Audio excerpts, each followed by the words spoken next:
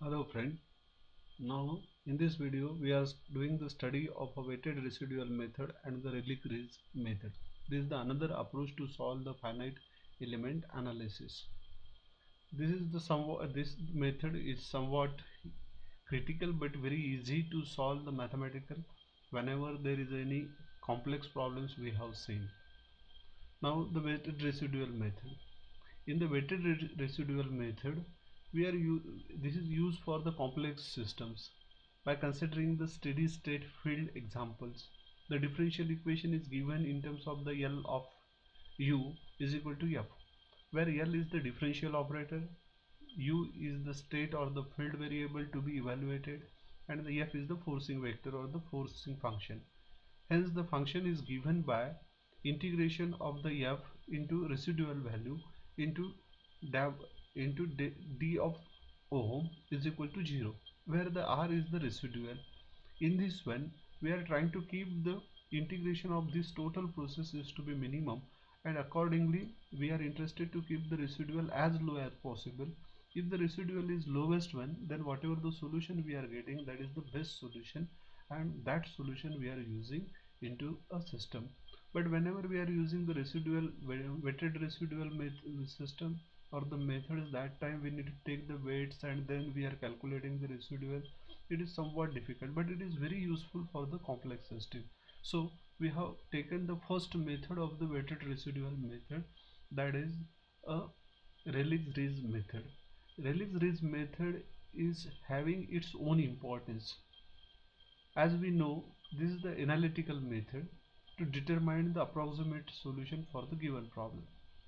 For the link, trusses or the frame or any elastic body has an infinite number of the degree of freedom, where this DOF shows the displacement of every point. The solid body, such elastic body, is mathematically represented in terms of the partial derivative.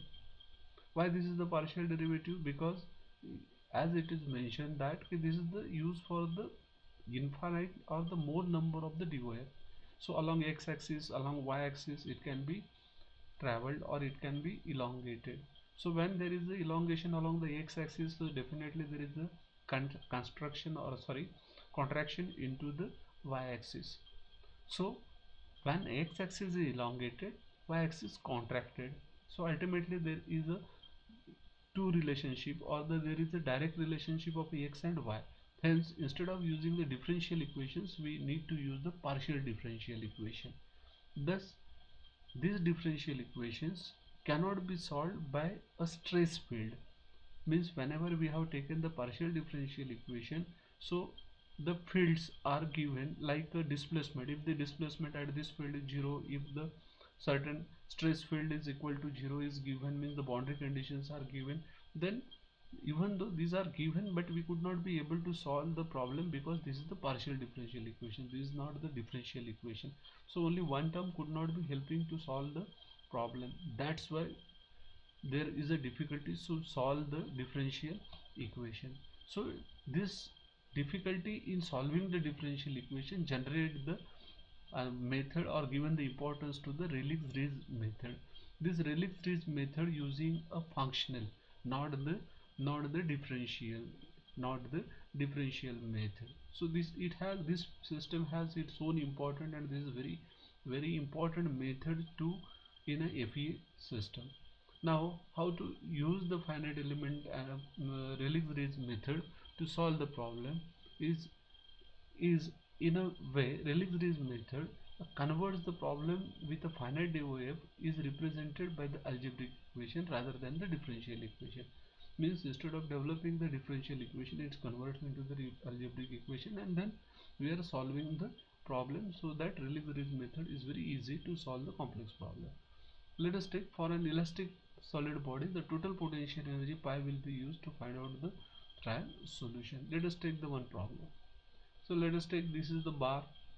Now it has the three nodes. Node 1, it has the three nodes, node 1, node 1, node 2, node 2, and node 3, and node 3. While this one is fixed, this bar is fixed at node 1 at node 3. This is fixed, this is fixed, but the force is applied at 2. force is applied at 2. So when the force is applied at a 2, so we are interested to calculate how much elongation taken place at a 1, how much elongation taken place at a 2, and how much elongation taken place at a 3. Now this is the very complex one, because here if we if now here also the boundary condition is 0, here also the boundary condition is 0. So and what is given again into the problem, that is the area is 1 and the elastic modulus also given 1.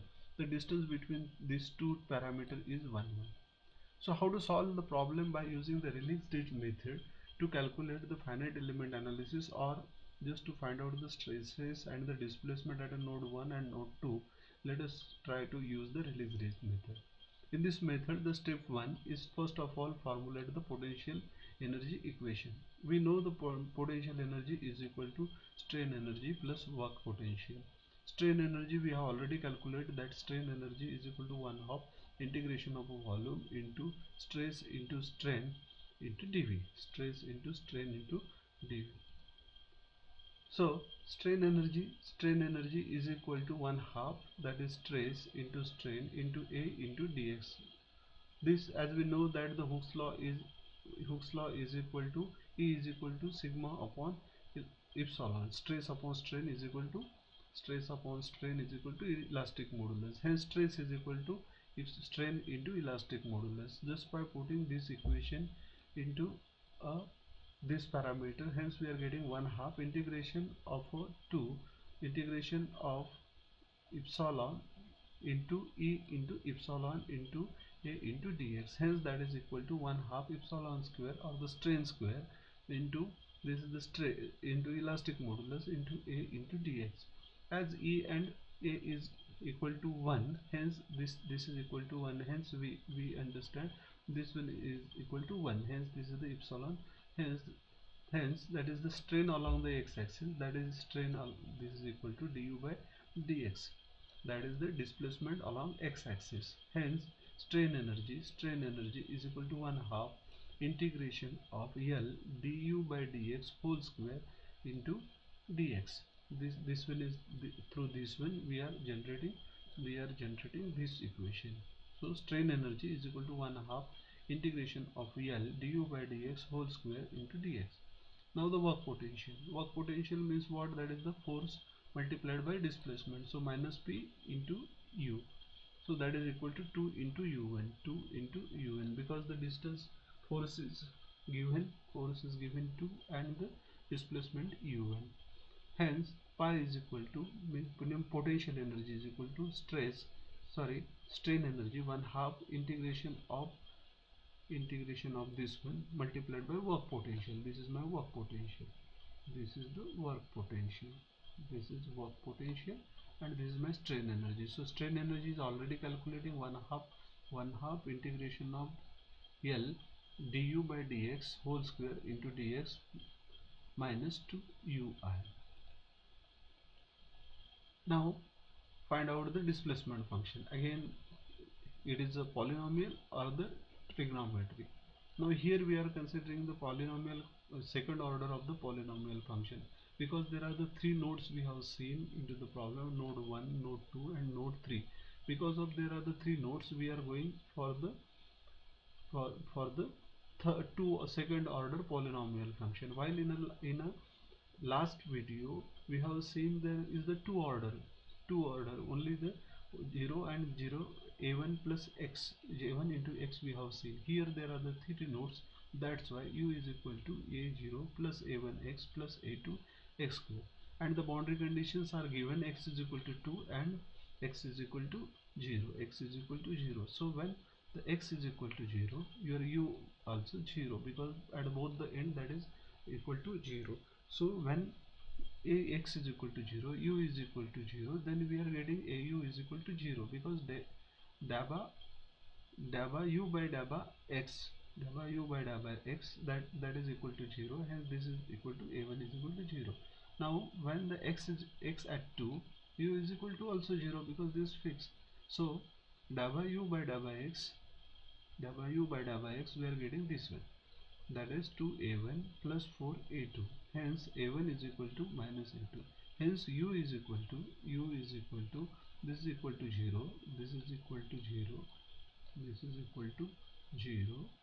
A1 into x, a1 is equal to x, so a1 is equal to minus 2a1 minus 2 1 into x, and this is the a2, so a2 into x square, a2 into x square.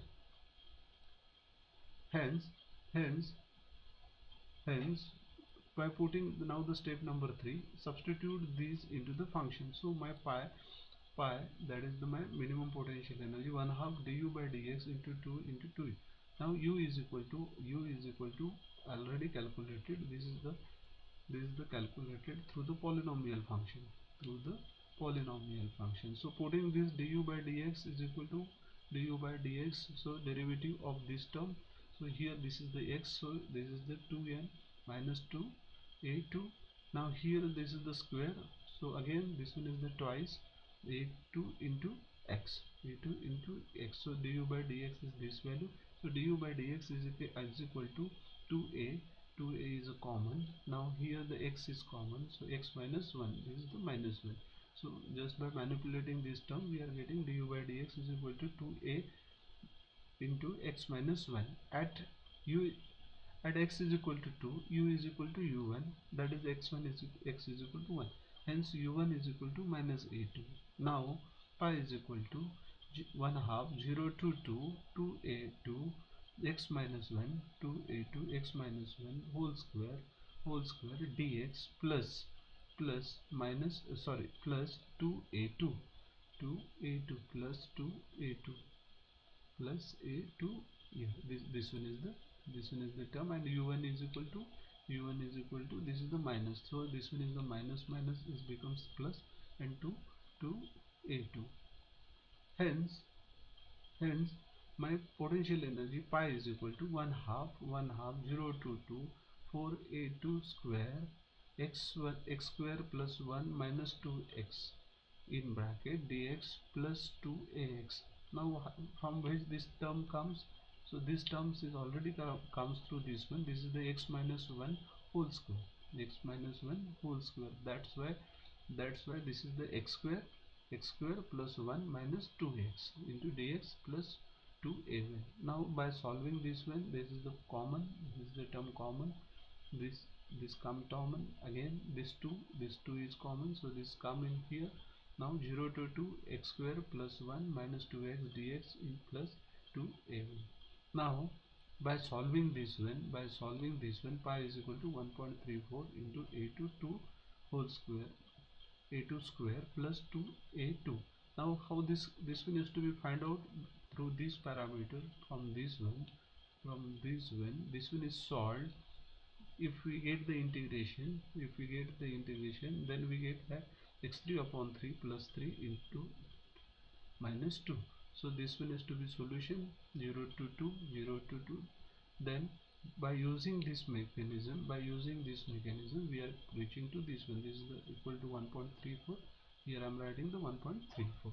Now minimize the potential energy. Now here is the important term in a step number 4. In a variational method we are using here the minimum potential energy as a partial derivative or the derivative, but here we are using a functional. Now the difference between functional derivative and the partial derivative is different. Derivative, when there is only one function, then we can be able to calculate the derivative. Partial derivative, when there are the two variables. Now if the function is like a function of a function, then we could be able to calculate the functional, this is the mathematical term which one is using into the mathematics. So instead of d or the dabba, we are here using the delta pi upon delta a2 is a1 is equal to 0, because a1 is equal to already that is calculated equal to 0, hence this is equal to 0. Now delta pi upon delta a2 is equal to 2 multiplied by 1.34 a2 plus 2 is equal to 0, hence a2 is equal to minus 0.75. Hence now displacement at the different loading point. Now we are interested to find out the solutions. So at a u1 is equal to minus a2, hence u1 is equal to minus already, so minus minus plus, so this is the displacement at u1. Now by using the Hooke's law, that is the stress upon strain is equal to elastic limit, and stress is equal to this formula. Hence stress is equal to that is equal to that is elastic module into strain, that is strain is equal to du by dx into a. Now du by dx is already calculating and this one is knowing, so this is the formula 2 into a2 into x minus 1 into 1. So we are getting this formula, so stress is equal to 1.5, stress is equal to 1.5, and this stress at is equal to 0 at x is equal to 1 and x is equal to 0 1 2, hence sigma is equal to minus 1.5. so this is the stress is calculated on a bar, whatever the figure we have seen. So here you have seen the Rayleigh's method is somewhat looks complicated, and this comes in the chapter number 1 initially, just for the introductory part, that's why it looks very difficult. We need to deal this Rayleigh's method as in the next chapters as we are progressing. So don't worry about the understanding of a Rayleigh's method into a chapter number 1. As we grown up into a finite element analysis, then we are understanding very thoroughly and very perfectly with the many problems, but this is the very important method to solve a complex problem. Thank you for watching the video.